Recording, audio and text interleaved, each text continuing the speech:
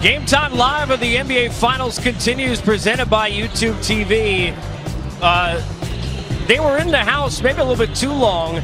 As Shaq was saying on our set, surprised maybe security didn't escort them out. There were thousands singing "Oh Canada," and they've been singing a good tune, watching the defense, Zeke, that we have seen when Van Fleet has been on the floor versus when he's off, in terms of what he is doing to try and make Steph uncomfortable, something you know very well, having others tried unsuccessfully to do it to you and you doing it to them.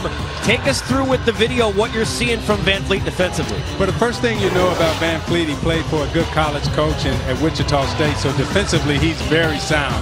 You see, he doesn't get lost. He stays with Steph. And the most important thing you watch, he's challenging with his left hand. His right-hand shooter, you're challenging with your left hand.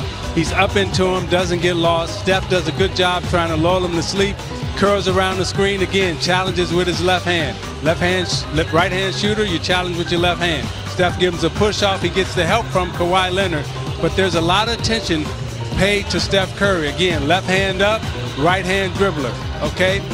Now you get help, doesn't get lost, stays with him, chase, stays with him, help a little bit, but he is helping and recovering, perfect defensive position, not losing track of Steph Curry, but understanding where Steph Curry is always at, and most importantly, he's challenging with his left hand against the right-hand shooter. And Zeke, what's so important about that and what you highlighted, Steph is one of the great point guards at getting rid of the basketball and then moving without it. Yeah. And a lot of times defenders will relax. He gives the ball up, you double team him, you relax. And he is so good at cutting and they're so good at screening and finding him. So to your point, Van Fleet is staying disciplined and playing the entire 24 minutes, not getting caught up in the others, but really locking in, as you showed on that highlight, on Steph Curry. And look at his pickup points. His pickup points are at half court.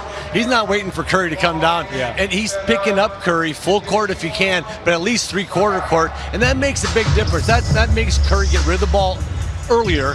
He's farther away. His cuts are longer and a little bit slower until he gets into that, where he wants to shake you, push you, and come out. And you know what? When you're playing against Steph, you might relax the first game because, like you say, you throw the ball. After the first game, the coach has been you're behind so hard about relaxing that he's killing you because, you just say, once you relax on Steph, he gets baskets, and Van Vliet has done a great job of not relaxing at all. I think he's not looking for an excuse.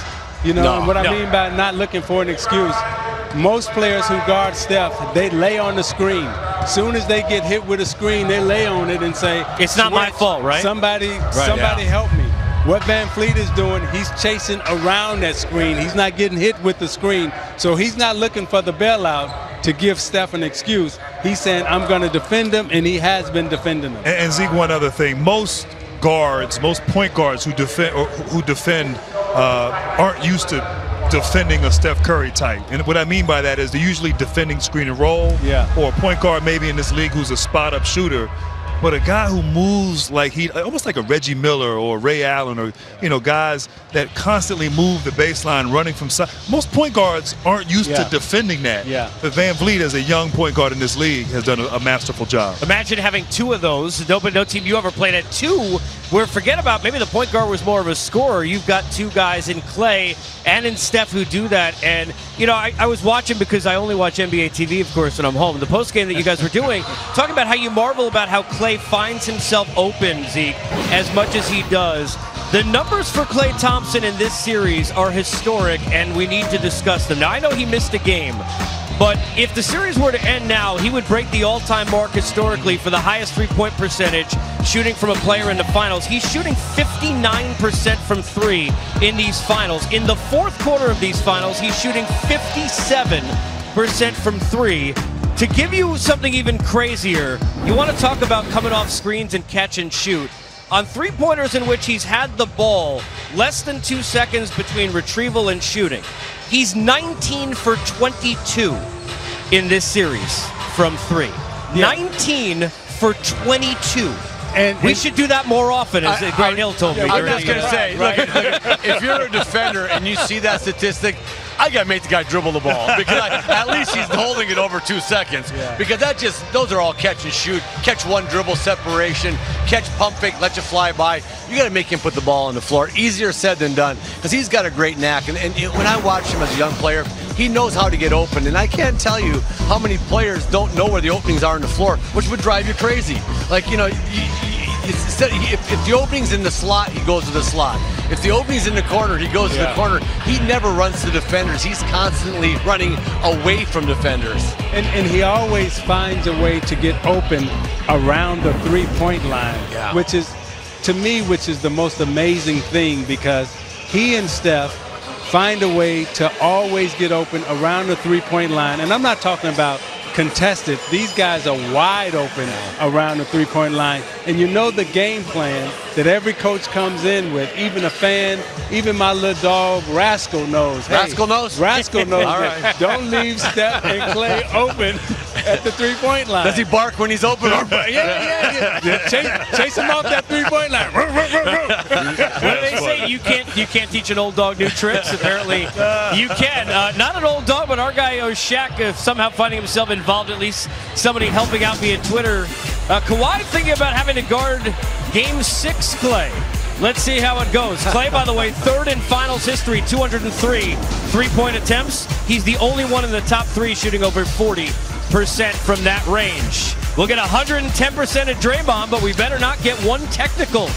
That on the other side. And the last days of Oracle. We look back at the history of a building about to close its doors.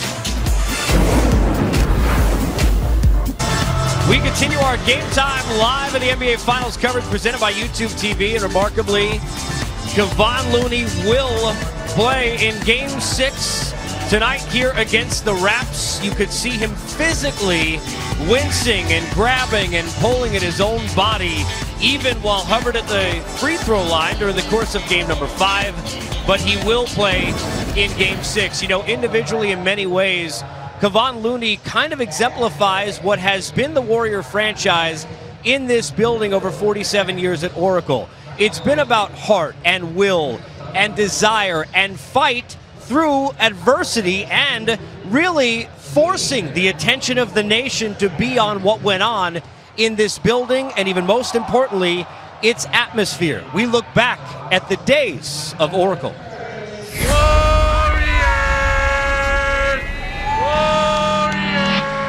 This building, this place, this facility, it's special. This is the final season here at Oracle Arena, one of the special buildings in NBA history. I'm gonna miss the energy of Oracle. You know, this is the legacy of Oakland here. It's been open 47 years, showing Warriors games. You feeling that hype, you feeling that energy, you get live. Woo! And the fans here at a place that they call Oracle Arena are ready to go. Goosebumps. That's one thing I'm gonna miss about this. This is like losing a family member. Favorite memory? Oh, that's a tough one. There's so many. There's so many times where Curry just threw that ball in that rim. I mean, beyond half court. Curry launches again. And again knocks it down. You know, the last second, 5, 4, 3, 2, 1. Curry for 3. Oh, we're winning! The brilliance of Steph Curry on full display here tonight. Best moment was the upset of the 67-win Dallas Mavericks. The Golden State Warriors have pulled off the greatest upset in the history of the NBA playoffs. Game 6, upset of the Mavericks. We won by like 20 plus. It has been total destruction by Golden State. That was the best. I mean, Clay's 37. Klay Thompson triple. Yes, sir. It started out really quiet. Clay hit a couple shots. Klay Thompson free. How he's feeling it. I just love when the arena slowly, one by one, people started to realize what was happening. And Clay, 8 for 8. He couldn't miss. Clay 3. Yes, sir. Oh, man. Well, my favorite moment was Baron Davis dunk.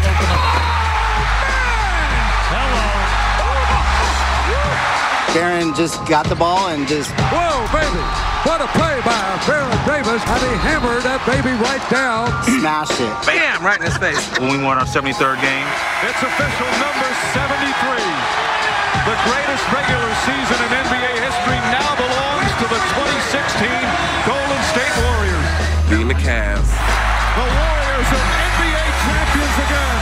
Warriors are very much part of the fabric of Oakland. Every single moment that they've been here, every single moment that they've been a part of this town has been huge. This place is going to live in NBA lore. Right here. It's 40 years of fantastic play, fantastic players, fantastic memories, and great fans. Perhaps a little more emotional for the Warriors and their fans, knowing that this is the final season at this building. Thank you, Oracle. Thank you. Well, we look back at closing of buildings, and really this is only the third time that we've ever seen this specific thing happen, which looked like it might have a couple of days ago, perhaps where we would have the last game here, but not the last game of a finals. And the Cow Palace, you think back to 1975, and then going back to the Pontiac Silverdome, and smiles of the beautiful Silverdome, and 88. What do you remember about that, and on the shoulders of you as a player, knowing that in that environment, this was the swan song for that building, Steve? The generations of families that we brought together during that period of time, the memories that we made for so many people, and the memories that we shared in that building. I mean, when we looked out into the stands, we always saw, different generations of class in terms of, there was rich, there was poor, there was all types of diversity in the arena, which reminds me a lot of this arena here. I mean, when you look out in this arena, it's been a place here that's brought people together. They've shared memories. They've had good times. And Mikael, we had a good time beating y'all. All I know is you had Leon the Barber. Remember Leon the Barber? Remember Leon? Yes. Yeah, Leon used to stand behind your bench out wild. Leon's classic line was, "Hey, Chad McCloskey, we need wetter white boys." He goes, those Celtic white boys are a lot better than Kelly Tripucka and those guys. Absolutely. Start laughing. I said this, and clearly, you think of Boston Garden, now a TD, obviously a change. But to Zeke's point, I was saying this over dinner last night, when you get a change and a move in location in this direction, when you talk about going from Oakland to San Francisco, I watched this with Yankee Stadium. Now, look, the new one is still in the Bronx. But you took what was great about the old Yankee Stadium in terms of outfielders used to feel you were hovering over them, the bleacher creatures, and you commercialized the new Yankee Stadium where the tickets were expensive. It's a beautiful building, but it's harder to get those folks in there every day. The people like I was sitting in, and all of us were as kids in high school where we were at our loudest as fans. There's a chance this will be the loudest we hear a Warriors home game in the next 20 years, including the opener of the next building. And I know that may sound crazy, but there is something about when you take those old arenas, guys, and you put them to bed. I'll tell you, it's more than just the arena. It's when you start having a lot of success, all of a sudden the ticket prices start rising a little bit. Now you got to pay Isaiah Thomas all the money. You got to play in Grant Hill, doggone guys, taking all the money. And all of a sudden the ticket prices go up and things do start changing. When I first got in Boston, the old Boston Garden was way more of a blue-collar crowd. By the time we were done with our run, it was white-collar, man. It was corporate America was sitting in those seats. And it does change the vibe, there's no question. So success does that. And I think it will. I think it'll happen here. I think in San Francisco, it'll be a different vibe there, no question. Yeah, and you know what happens though is that the younger people stop coming. That's right. Because they can't afford the tickets. Right. And we know the younger people bring the noise, and the people with the suits and ties, they want to be entertained. But the younger people who are coming to the game, they're there to act like Leon the Barber and distract you.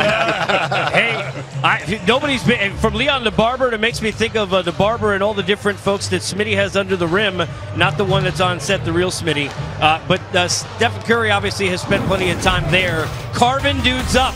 Nick Nurse doesn't care about that. He feels like this is another chance to put it all away for good.